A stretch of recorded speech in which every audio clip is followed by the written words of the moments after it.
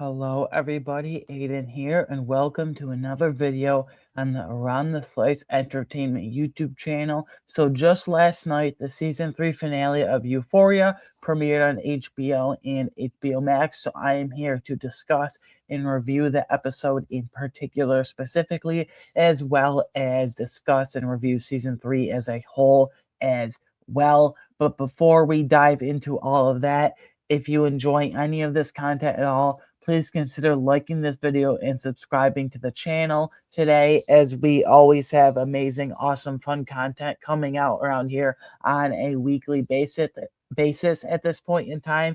At the end of this month, we have a couple exciting TV shows in The Bear Season 5 and Avatar The Last Airbender live action show / series Season 2. And then all throughout this month of June, we have fun, upbeat movies such as Masters of the Universe, Disclosure Day, Toy Story 5, and James Gunn in the DCU continuing with Supergirl. And then in July, we have the two tentpole titles, if you will, the two summer blockbusters, if you will, in Christopher Nolan, The Odyssey, and then the MCU Spider-Man Brand New Day.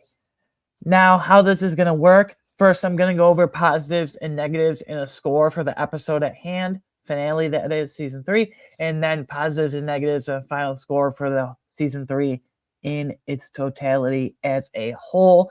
Let's start off with reviewing the season 3, episode 8. Can't remember the title. I'm always horrible about that. I should really write these down. Positives. I was very surprised at the runtime. When I started watching it, it was late at night. I contemplated even starting it because when I clicked it, I was like, holy shit, this is a meaty finale. We're looking at 1 hour and 35 minutes. That's before credits. And then with credits, it's 1 hour and 50 minutes about. But for all intents and purposes, the show itself, hour 35, right around there, give or take, hour 35. Listen, a couple weeks ago, I absolutely loved the Boys series finale more than most, but it was only an hour. For Amazon Prime Video standards, that's really short. And that wasn't just a season finale. Excuse me, that was a whole damn series finale. So this was a very meaty season 3 finale of Euphoria. Now, I don't know if that runtime necessarily was indicative of the quality, which unfortunately we'll have to get to in my negative, but just a little tease there to kind of throw your guys' way. Next, I want to talk about the ending of this finale episode. This season 3 finale, of course, in particular. I thought the quote-unquote climax of the episode, the last 20 to 25 minutes specifically, in particular of this episode, was really well done, really well shot. The dialogue and writing was outstanding. And I am talking about the confrontation / showdown at the Silver Slipper between Ali and Alamo. Because I'm going to keep it a buck. I'm going to be completely honest and transparent with you guys. I was not feeling this episode whatsoever up until this point. This absolutely 1000% saved the episode for me, because before, up until this point, I was like, holy shit, this is so boring. What is going on? What are we doing here? Like, what was the point of this entire season? No characters are getting closure at all. But I thought the last 20 to 25 minutes, in a granular sense, the showdown between Ali and Alamo, and then Alamo ultimately dies, which I thought of that, like, one, I said last week, I wasn't necessarily predicting it. I don't know if Sam Levinson was going to have the balls if he wanted to do it. The writer, because he's kind of at writing at best, in my opinion, at times, which I'll get to in my negatives, of course. But personally, I said to have stakes, someone needs to pay between Lori and Alamo. And I'm glad it was Alamo. Like, Lori went to prison, obviously, for assumably a life sentence with the DEA. But Alamo died. And I liked how Ali really, really took over that situation. And it seemed like Bishop didn't really care when Alamo died that much. It seemed like Bishop was just there to be a lackey for Alamo when he was still alive, if you will. I really like how it was set up. Ali first comes into the bar area, the stripper area with the Silver Slipper, obviously. He kind of pulls aside for a confrontation / meeting with Marshawn Lynch's character, G. And he says, look, MFer, if you lie to me, you're dead. And he lies to him and bang, pops him right in the chest, blood all over. He's dead. And then obviously that sets up the whole showdown between Alamo and Ollie. I like how Ollie killed him. I liked how Ollie took over that whole situation, the gripping of that all intensity of it all, if you will. Last positive for this finale episode. At first, when I first on initial viewing, I say initial viewing, I haven't even watched the second. I should reframe it and reword it like this. When I first finished this episode, season 3 finale, if you so would, I didn't personally know how I felt, and I wasn't really a fan of Rue's death, more specifically how she died and the method in which she was killed. Obviously, we saw it play out in the middle of the episode where she runs away from Lori when Faye calls Wayne's name and her goons, if you want to even call that, her quote-unquote goons over there, and she obviously has to get a ton of stitches, and Alamo gives her what she thinks is Percocet to take care of the pain, basically severe painkillers, but we come to find out, per G and everyone else, they were laced with fentanyl, and she accidentally overdosed, guys, without knowing it. At first, I was thinking, man, that's a really cheap-ass way to go out, like, the writing, like, that's a cliche we've seen over and over. But the more I step back in a general sense since then and thought about it and think about it more bluntly, in a more blunt sense, as we are today talking here, that, like, I'm like, damn, that's a twist, big twist I was not expecting in the least. Like, that's very clever writing. Like, going back, there were probably signs here and there. Like, there's no way. I mean, going back now, looking back in it, yeah, Alamo was up to some shady shit for sure. There's no way he would be that nice to Rue. Oh, honey, you rest up. You do this, you do that. You come back to work whenever you want. They'll get paid time off, basically, and blah, blah, blah, blah. He's being way too nice for his own good. So again, at first I wasn't jiving, if you will, with the whole Rue death method and how she was killed ultimately with the lace fentanyl, which he thought at the time was Percocets, but you guys saw it play out, and now I was actually like, damn, that's a big twist. Boy, I was not expecting. Unfortunately, though, the negatives did outweigh the positive for me for this episode. We have a few major ones here. First major negative, so obviously Rue being a rat has been set up for like half the season at this point, 4 or 5 episodes, I think, going back to at the very least at this point in time.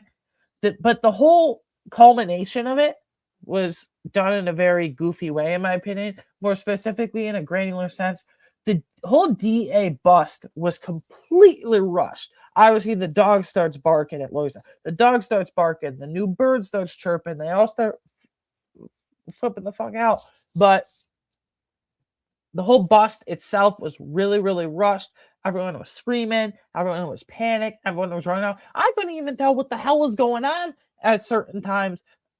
Like, can we slow down? Can we like have some conversations? There was like no setup for that whatsoever. Once the DEA got locked and loaded, and like boom, shit hits the fan, which it should in a DEA drug bust like that. More specifically, but they should have like slowed down and had the characters breathe for a bit instead of just jumping right into the beginning of the episode where the DA bust actually happens. Like, there was really no setup and lead up to that whole moment / extended sequence. I don't know if you guys agree or not. Let me know down in the comments below. That was one major gripe I had. And then I talk about letting it breathe. The pacing was horrible in this episode. Of course, up to the whole Ali versus Alamo showdown and confrontation, if you will. Horrible pacing. There was a lot, I tell you, going on in this episode. I go back to the tease of foreshadowing of me saying a handful of minutes ago, rewind the video if you didn't, a handful of minutes ago, if you didn't hear, handful of minutes ago, me saying the long-ass runtime of an hour and 35 minutes was not indicative of the quality of this episode. Horrible pacing. Everything felt completely disjointed.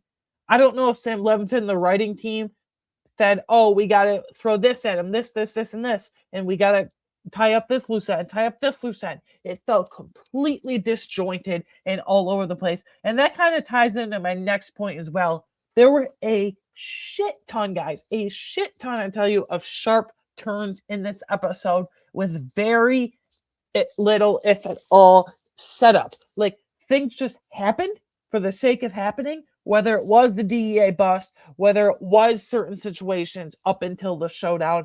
Like, 1 minute to be doing something here and then go to another thing and then back to another thing. No, like, very little setup, if at all, meaningful setup at all, damn near. We needed more setup for certain character moments. The episode needed to breathe more. Just, man, I cannot get over how horribly paced, this finale was.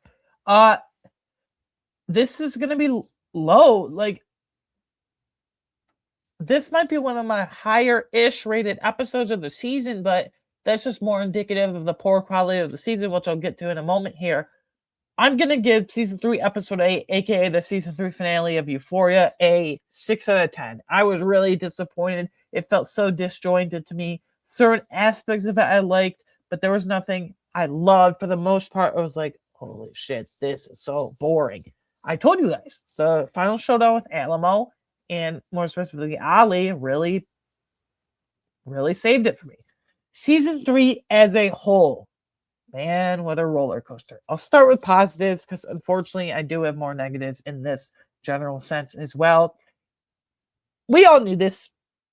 Sam Levinson has a very specific writing style, but I actually really like that from an overall overarching view, if you will.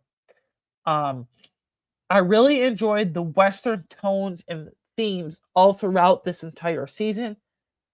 It felt very Quentin Tarantino, very Tarantino-like. And obviously, Sam Levinson has touched on and talked about that before. It's public knowledge. He takes a lot of inspiration from his writing and movies. And you could really tell there were multiple intense showdowns, Western-like showdowns. There were multiple intense horse rides going on where there were just a lot of fast-paced scenes that I really liked. And even the big showdown at the end with Ali and Alamo Brown, Ali versus Alamo, if you want to call it versus that specifically, was like really Western coded through and through, the old West, if you will. So that I just like this season tonally from that metric and that sort of thing. You could view this as good or bad. Personally, I viewed it as a really good change-up for me personally. This season felt like nothing we've ever seen before from Euphoria. Seasons 1 and 2 kind of run into each other. They're more, they're more drug focused. They're more willy-nilly. They're more like teenage high school bullshit all over the place. Season 3, for all its flaws, all its writing issues, which I'll get to in a few moments here, obviously, with all you guys watching right now. This season 3 had a plan. It knew what it was going for. And that way, in that sense, it felt very unique. It had its own very unique and distinct tone from the initial 2 seasons of Euphoria. Only a couple positives for season 3 as a whole, guys, overarching sense. That's where it ends. For my negatives, first and foremost, I want to say this season was just really poorly written, in my opinion, before getting into any specific details, rather. Really poorly written season. And if you're someone who watched season 1 and 2 and didn't necessarily enjoy it like I did as is, and you said, okay, this has gotten too stupid. Okay, this is getting too goofy. This is just getting dumb. I can't stand this cringy ass writing anymore. And if you say, I ain't watching season 3, I'm done with this universe, I'm done with this show, that's completely fine. You're not going to miss nothing. In fact, you're going to miss a poor quality season of television, season of TV. The only reason I watch it, only couple reasons I watched it is, one, I like to be in the quote unquote in the know, if you will, and cover it for you guys with different conversations with friends, family, and such, and all you guys watching, which I do very much appreciate, by the way. But more specifically, number 2, I really love high stakes, high intensity dramas like this. But if you were burnt out in this show already from the first 2 seasons, season 3 is just going to make you spiral in that sense. So I just want to get that out of the way before touching on specifics. If you skip this, don't feel bad. Like, who gives a shit? It don't matter. First specific, I might get some flack for this. I might take some heat for this because I know this is considered a hot take in the quote-unquote Euphoria quote-unquote community, if there even is one. But from what I've seen and heard online, people really like the storyline. I did not. Personally, for me personally, I was not a fan of the whole Cassie OnlyFans storyline. It was just there to be there, in my opinion. And we got no closure from it for the finale. So many character moments were disjointed, like I just mentioned a few moments ago. But for this specifically, like, what did the OnlyFans storyline for Cassie even do? Like, in the end, her husband died. She lost her account. She lost everything. She just did it for starving attention for herself. What was the culmination of that? What was the payoff for that as an audience member such as myself? I don't get it. That was basically the whole premise for episode 1, damn near right off the bat initially, guys, and I just didn't get it. And then this really grinded my gears. 2 characters in particular, Nate and Jules, were just completely wasted throughout this entire season. Not certain moments here and there, throughout the entire season, you guys. Let me start with Jules, because holy shit. Poorly ass written characters by Sam Levinson. If she wasn't in the season at all, wouldn't even miss her. In fact, I'd even personally venture to say, I'm saying it, goddamn it, guys, it would have been better without her. She's just there to pity herself, to pity Rue, have this weird ass will they won't they dynamic with Rue. Pick a lane, make a goddamn decision. Jules was just there to be depressive, to be in a depressing, sad mental state, to just be some sappy ass character that everyone must feel bad for. Oh, woe is me. And then Nate, he obviously gets killed a couple episodes prior, a couple episodes ago by the snake. And obviously, that's a huge metaphor looking back on it, that Nate has been a snake from season 1, high school, all the way throughout, damn near the entire storyline. And he gets killed by a snake. He is a snake himself. But Nate was just there to be like a little bitch for this Armenian foreign gangster. Like, at a first glance, on paper, that storyline had so much potential with Nas and Nate and Nas, Artur, whatever the hell his name is. But it was such a paper thin plot line, if you even want to call it that word, didn't give a shit at the end. We were happy when Nate, at least I was, we were happy when Nate died a couple episodes back, a couple weeks ago, more particularly in a specific general sense. We didn't feel remorse for him because that storyline was not delved into from an audience member such as myself at all. Before I give you my final score, this was a very horribly paced season, in my opinion, and it all culminated, just like I said a handful of minutes ago, it all culminated in a horribly paced finale. Some of you might think this is really low. By far, the worst season of Euphoria. For me, I'm going to give it a 5.5 out of 10. Please, I am begging the showrunners, do not give us a season 4 of this show. We're burnt out. We've played this out. Rue's gone now, so it's just going to feel forced anyway. I know there's been no word either way from HBO if they'll renew it for season 4 or not. I just hope they don't. Like, all our major players from this season are gone. Lori's in prison. Adlamo's literally dead. Ali's probably, assumably, going to prison. Obviously, Faz, the actor in real life, is dead, and we saw some flashbacks here and there. The mother doesn't really care about Rue anyway, even though she is dead. Like, I don't understand. Please don't give season 4. Holy shit, HBO. Know when to end it. This should have been a 2-season one-off show. Hell, a 1-season one-off show drama, but seasons 1 and 2 bleed into it, so I understand. But I'm going to give it a 5.5 out of 10 overall. This was such a bad season, in my opinion. Like, the Western vibes were cool, but other than that, horrible writing, horrible pacing, unlikable characters. Although Bishop, he's my guy. Brand new character. 5.5 out of 10 for all that plus more of season 3 of Euphoria. Please, guys, I implore you, let me know down in the comments below, what did you like about this finale and season as a whole, Euphoria? What did you not like about this finale and season as a whole of Euphoria? Am I too low? Hell, am I even a tad bit too high? Because some of you out there might have it lower. Again, for reference, I'm giving season 3 of Euphoria official Around the Slice Entertainment score for season 3 of Euphoria, a 5.5 out of 10. If you want to talk more or you want to just interact with other opinions, thoughts, and discussions about movies and TV shows and what have you, you can follow me personally on Twitter at awinegunner13.